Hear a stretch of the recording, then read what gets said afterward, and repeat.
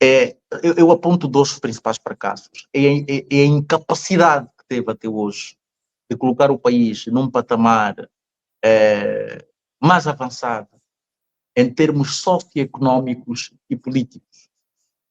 Este é o principal fracasso, não é? A pobreza, a miséria em que o povo angolano continua mergulhado é claramente o principal fracasso da governação de Mpalana. É evidente que este fracasso está associado a questões estruturantes muito sérias. Não é? Está associado ao apego ao poder, nomeadamente. Porque é este apego ao poder que também atrasou a aceleração de instituições fortes, sólidas no país, sérias, impessoais, não é? Que não trabalhem em nome do senhor presidente, que não trabalhem em nome do senhor administrador, ou do senhor governador, ou do senhor ministro, o que for. Portanto, eu penso que este é o principal fracasso. É a pobreza extrema generalizada, não é?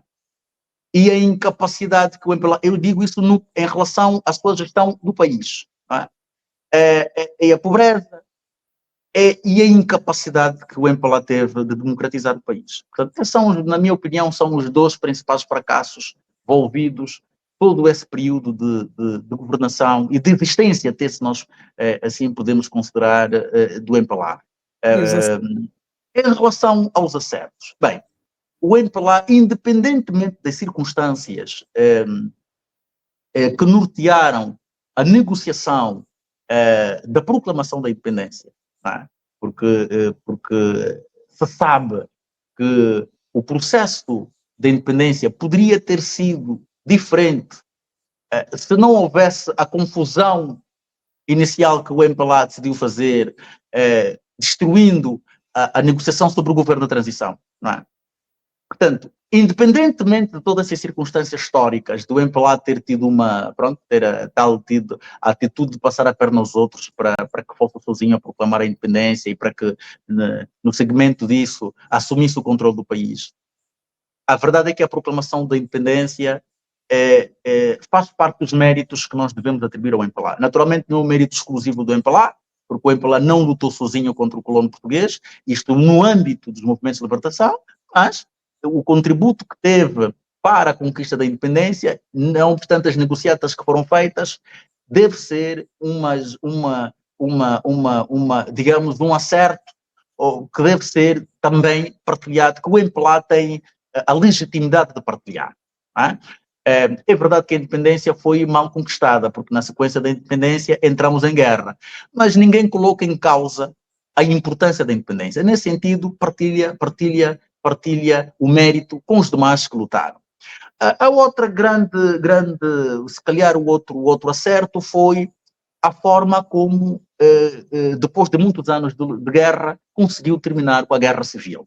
Eu acho que esse foi, eu costumo aliás dizer, que a paz conquistada, não é? Pelo menos o calar das armas, com as devidas salvaguardas do caso de Cabinda, não é? Mas pronto, o calar das armas em 2022, na minha opinião, peço perdão, foi a nossa segunda independência. E eu, pelo menos, tenho estado à espera da terceira, não é? Que é a democratização efetiva do país.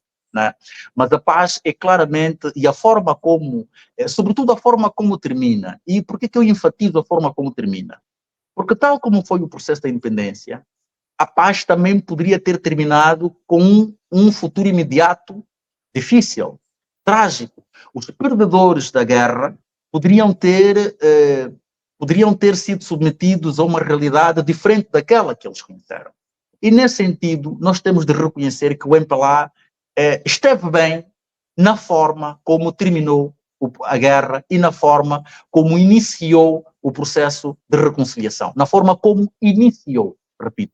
Porque a guerra terminou e o MPLA entendeu que devia trabalhar na paz com o anterior adversário, o inimigo, e começou a trabalhar com o anterior adversário, o inimigo, no novo contexto. E eu acredito que a forma, repito, eu estou aqui a situar esta conquista específica no momento, a forma como aquilo aconteceu, também me parece que foi claramente um ganho que deve ser também que o MPLA deve reclamar com toda a legitimidade.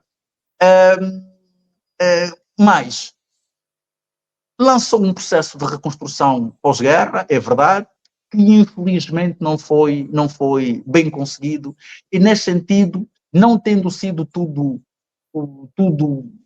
mal, não é? Também não foi tudo bom, portanto, nesse sentido, se nós tivermos de olhar para isso na perspectiva do fracasso e dos acertos, nós vamos perder muito tempo nisso.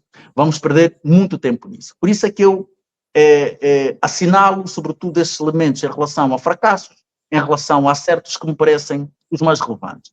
Agora, do ponto de vista interno do MPLA, do ponto de vista interno, o maior fracasso é a ausência de democratização.